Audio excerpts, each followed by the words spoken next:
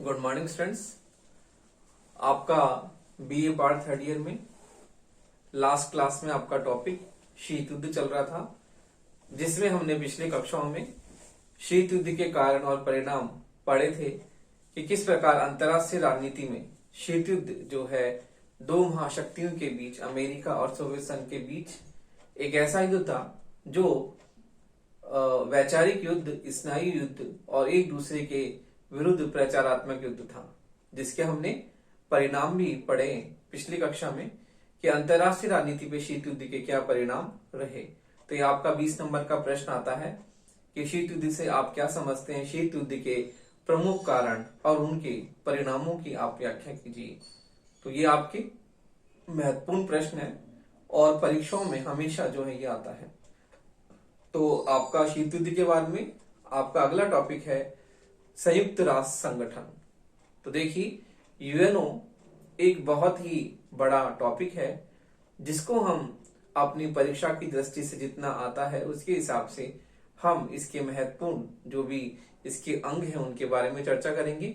इसके बारे में जिस प्रकार से आपके परीक्षा में प्रश्न आते हैं उन प्रश्नों को समाहित करते हुए, उन प्रश्नों को साथ में लेकर चलते हुए आपका ये टॉपिक जो है हम शुरू करते हैं, जिसका नाम है संयुक्त राष्ट्र संघ। तो देखिए, अंतर्राष्ट्रीय स्तर पर आपको पता है कि प्रथम महायुद्ध के दौरान राष्ट्र संघ की स्थापना की गई थी, लेकिन राष्ट्र संघ जो था बहुत ही कमजोर अंग था जो कि अंतर्राष्ट्रीय स्तर पर किसी भी रूप में विश्व शांति और विश्व सुरक्षा की बात जो है वो नहीं कर पाया। और राष्ट्र संघ की असफलता के बाद में अंतर्राष्ट्रीय स्तर पर एक नए संगठन की आवश्यकता महसूस की जाने लगी कि अंतर्राष्ट्रीय स्तर पर विश्व शांति को बनाए रखने के लिए एक ऐसी संस्था की आवश्यकता सभी राष्ट्रों ने महसूस की कि अब अंतर्राष्ट्रीय स्तर पर एक ऐसी संस्था बनाई जानी चाहिए जो कि विश्व शांति की स्थापना कर सके। तो देखिए, अंतर्राष्ट्रीय स्तर पर संयुक्त राष्ट्र संघ की स्थापना 24 अक्टूबर 1945 को की गई और इसकी स्थापना में प्रमुख रूप से हम देखते हैं प्रमुख उद्देश्य, जब इसकी स्थापना हुई तब उस समय इसके 51 सदस्य देश थे और आज हम जानते हैं कि इसकी संख्या बढ़कर कितनी हो गई है, बहुत अभिवृद्धि हो गई है संख्या में। और अंतर्राष्ट्रीय स्तर पर विश्व शांति को स्थापित करने में इस संस्था का महत्वपूर्ण योगदान रहा है। तो हम देखते हैं कि अंतर्राष्ट्रीय स्तर पर जब भी जो कोई दो देशों के बीच में विवाद है या और भी तनाव है तो उसको ये सुलझाने में ये संगठन बहुत ही कारगर साबित हुआ है और ये संगठन अंतर्राष्ट्रीय स्तर पर विश्व शांति का समर्थक रहा है। और आज सभी हम देखते हैं कि विश्व में जितने भी देश हैं उनमें से अधिकांशतः इसके सदस्य राष्ट्र हैं, क्योंकि इसकी जो है इसकी सदस्यता प्राप्त करना आज अपने आप में एक बहुत ही महत्वपूर्ण बात हो गई है। तो इस प्रकार हम देखते हैं कि संयुक्त राष्ट्र संघ अंतर्राष्ट्रीय स्तर पर विश्व शांति को स्थापित करने में इसका महत्वपूर्ण योगदान रहा है। तो इस प्रकार हम देखते हैं कि संयुक्त राष्ट्र संघ आपका टॉपिक है।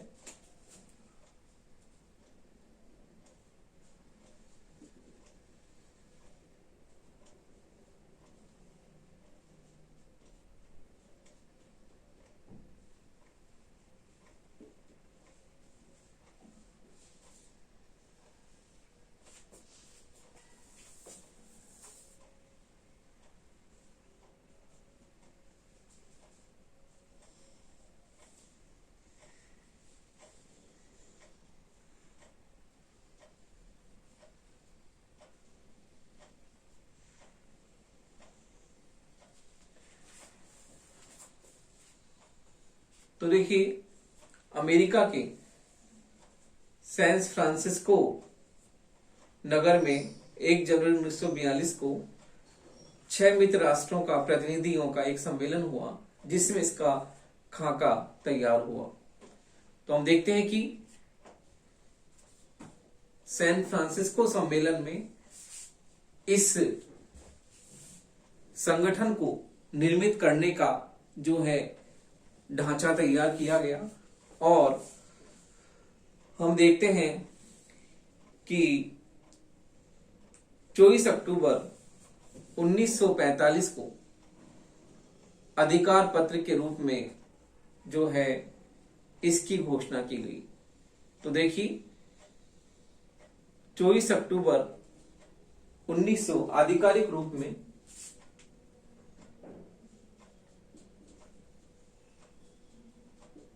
आधिकारिक रूप में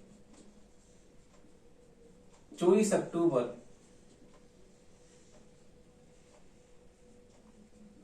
1945 को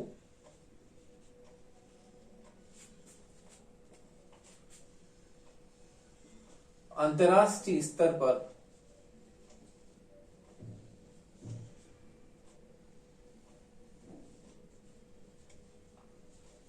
विश्व शांति की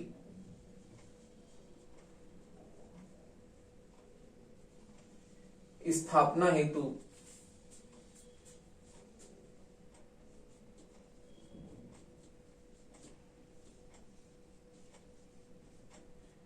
संयुक्त राष्ट्र संघ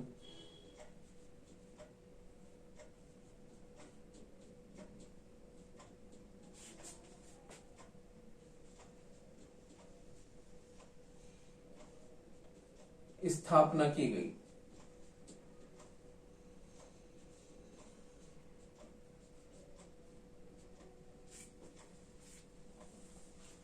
स्थापना के समय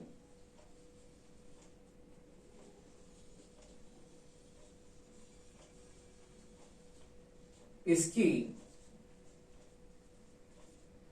सदस्य संख्या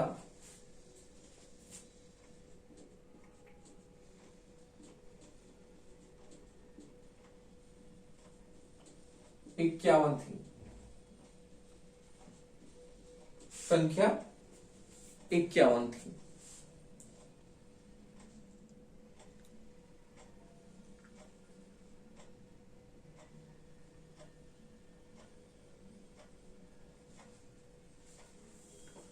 तो देखिए हर वर्ष जो है 24 अक्टूबर 1945 को इसका स्थापना दिवस मनाया जाता है। तो देखिए अमेरिका के राष्ट्रपति फ्रैंकलिन रूजवेल्ट ने इसकी स्थापना की भूमिका तैयार की। डमॉर्टन ऑक्स प्रस्तावों में भी इसका हम देखते हैं कि किस प्रकार जो है इसकी स्थापना की प्रस्तावना हमें देखने को मिलती है। अब हम देखते हैं कि संयुक्त राष्ट्र संघ के उद्देश्य।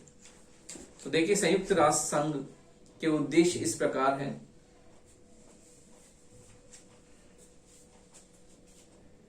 संयुक्त राष्ट्र संघ के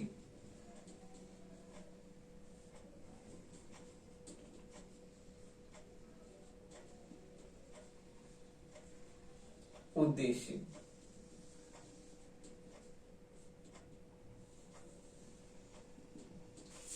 तो देखिए चार्टर के अनुसार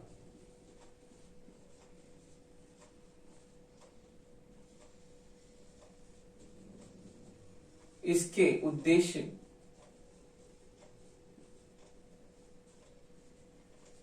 निम्न है।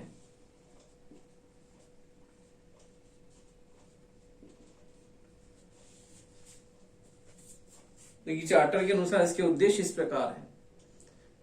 पहला है सामूहिक व्यवस्था द्वारा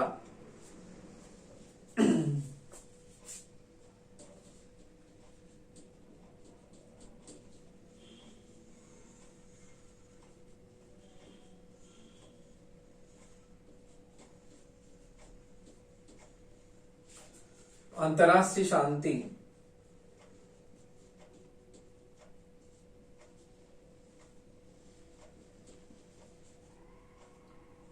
और सामूहिक व्यवस्था द्वारा अंतर्राष्ट्रीय शांति और सुरक्षा कायम रखना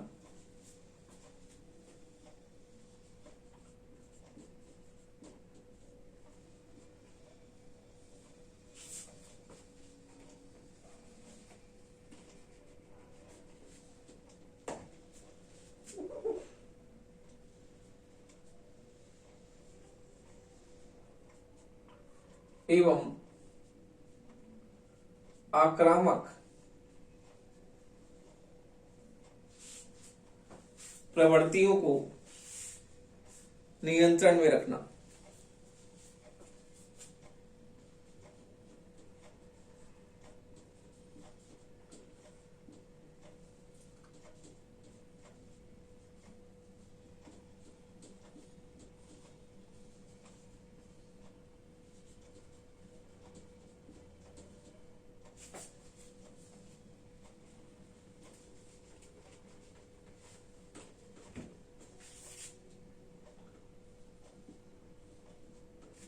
अगला है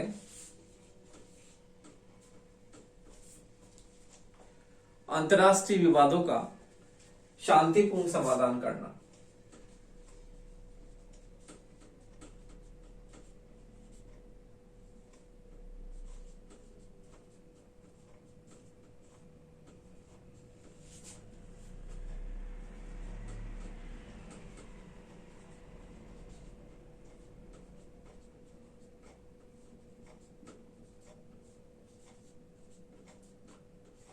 समाधान करना। अगला है राष्ट्रों के आत्मनिर्णय और उपनिवेशवाद।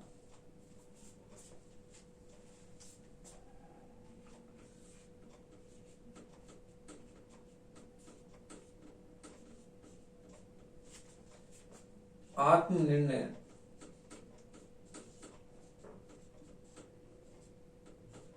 और उपनिवेशवाद विघटन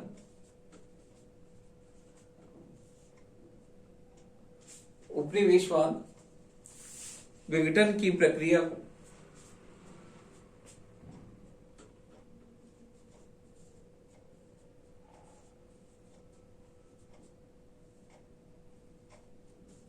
गति देना।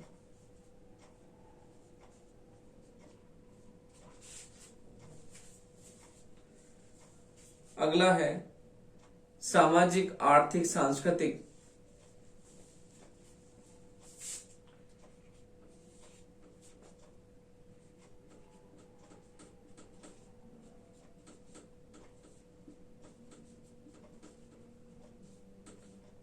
सामाजिक आर्थिक सांस्कृतिक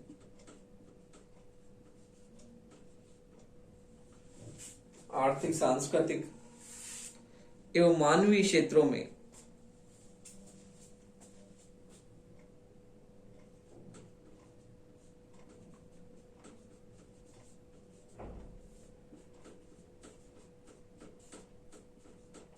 अंतर्राष्ट्रीय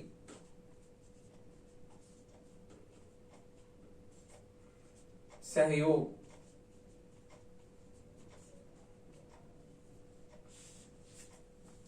अंतर्राष्ट्रीय सहयोग को प्रोत्साहित एवं पुष्ट करना।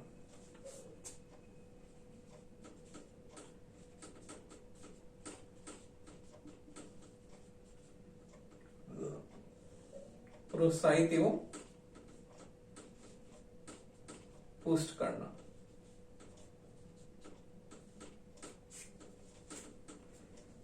तो देखिए संघ ने इन उद्देश्यों से जुड़े हुए 2 लक्ष्य और भी निर्धारित किए हैं।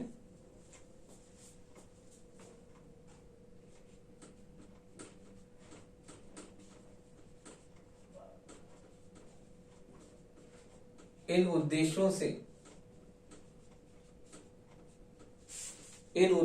से जुड़े हुए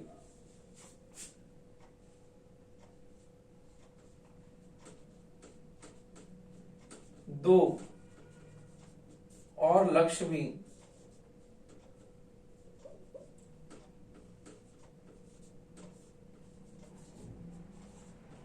निर्धारित किए हैं।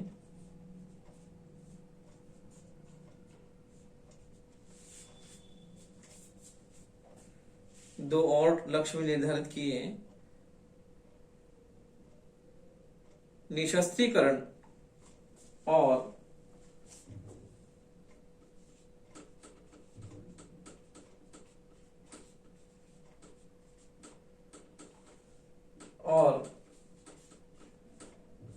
नई अंतर्राष्ट्रीय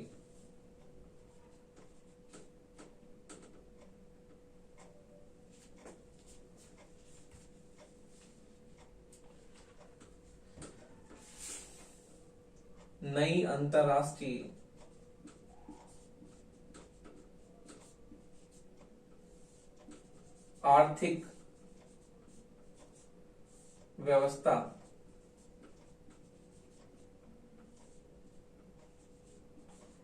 की स्थापना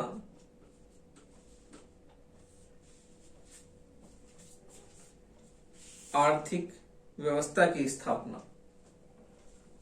तो देखिए, संयुक्त राष्ट्र संगठन में सैन फ्रांसिस्को सम्मेलन, द मॉर्टन ऑक्स सम्मेलन और अमेरिका के राष्ट्रपति फ्रैंकलिन डी रूजवेल्ट का महत्वपूर्ण जो है उनका योगदान रहा है, उसे हम नहीं भुला सकते।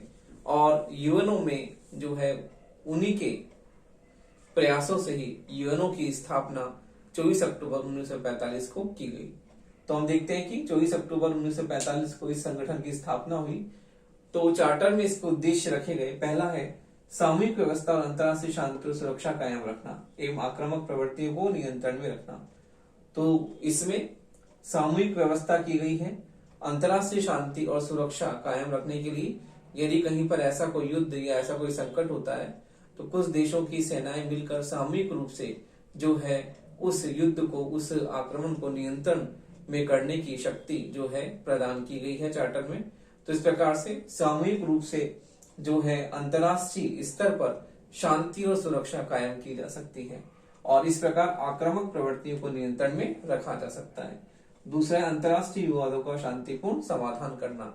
इस संगठन की सबसे महत्वपूर्ण शक्ति यह है कि अंतर्राष्ट्रीय स्तर पर ये विवादों का शांतिपूर्ण समाधान करती है। राष्ट्रों के आत्मनिर्णय और उपनिवेशवाद विघटन की प्रक्रिया को गति देना, जिससे हम देखते हैं कि इस संगठन की स्थापना के बाद में अंतर्राष्ट्रीय स्तर पर राष्ट्रीय राज्य जो हैं वो नए नए राष्ट्रीय राज्यों का जो है उदय हुआ और हम देखते हैं उपनिवेशवाद का आज पूरी तरह से अंत हो गया है। फिर है अगला उद्देश्य सामाजिक, आर्थिक, सांस्कृतिक एवं मानवीय क्षेत्रों में अंतर्राष्ट्रीय सहयोग को प्रोत्साहित एवं पुष्ट करना कि किस प्रकार इस संगठन ने अंतर्राष्ट्रीय स्तर पर सामाजिक, आर्थिक, सांस्कृतिक और विविध क्षेत्रों में, मानवीय क्षेत्रों में किस प्रकार से सहयोग को इसने प्रमुख रूप से पुष्ट किया है।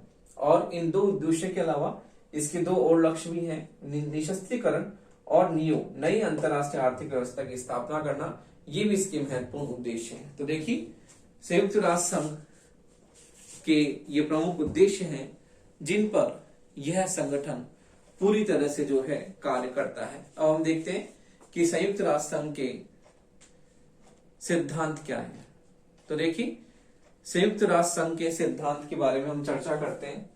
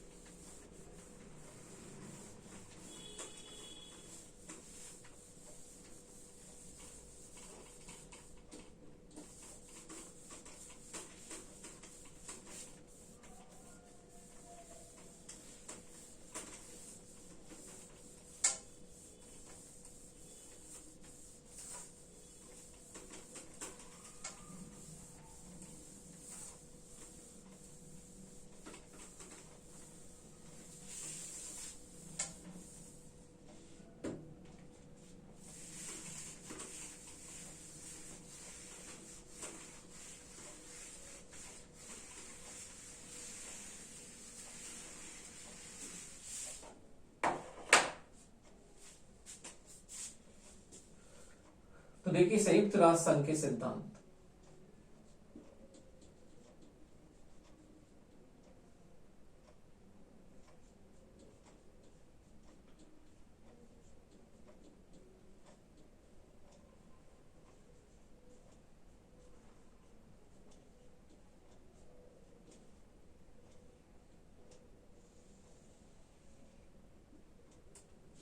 संघ के सिद्धांत। संयुक्त राष्ट्र संघ के चार्टर की धारा 2 में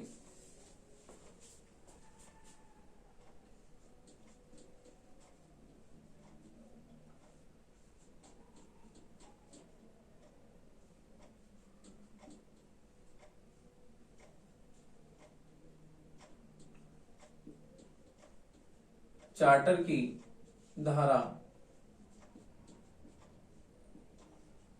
2 में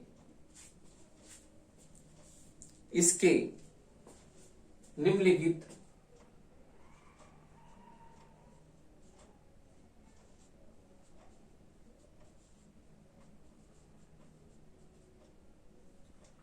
मौलिक सिद्धांत हैं।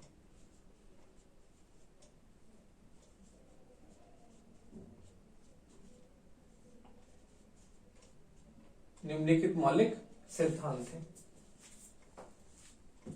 पहला है इसका प्रधान आधार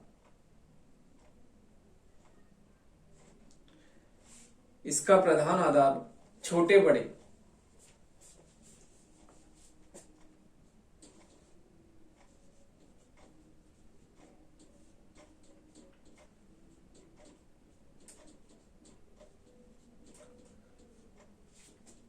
बड़े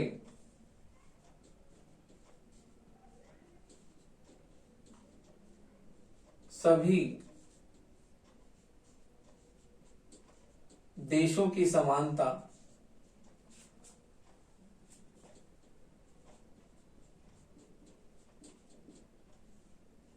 और सर्वोच्चता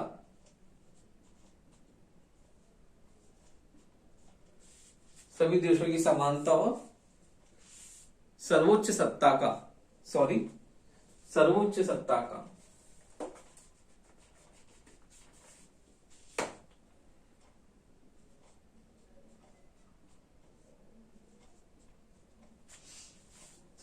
सिद्धांत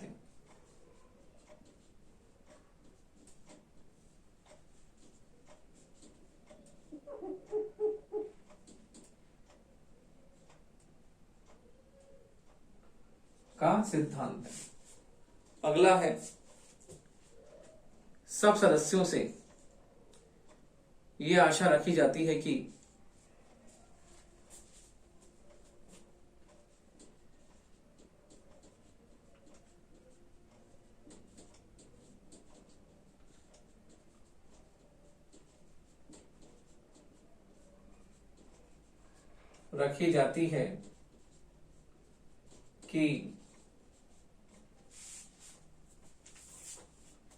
वे चार्टर द्वारा उन पर लागू होने वाले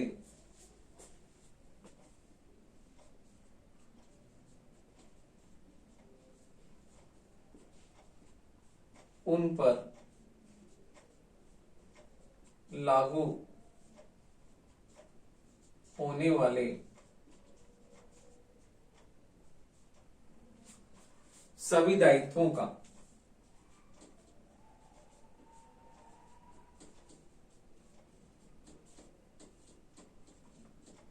ईमानदारी से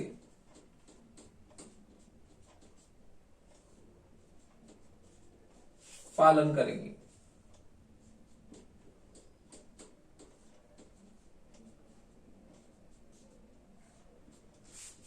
ईमानदारी से पालन करेंगे सभी सदस्य। अगला है सभी सदस्य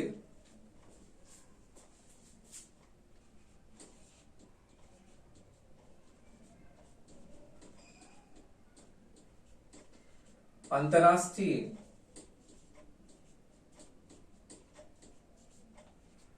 झगड़ों का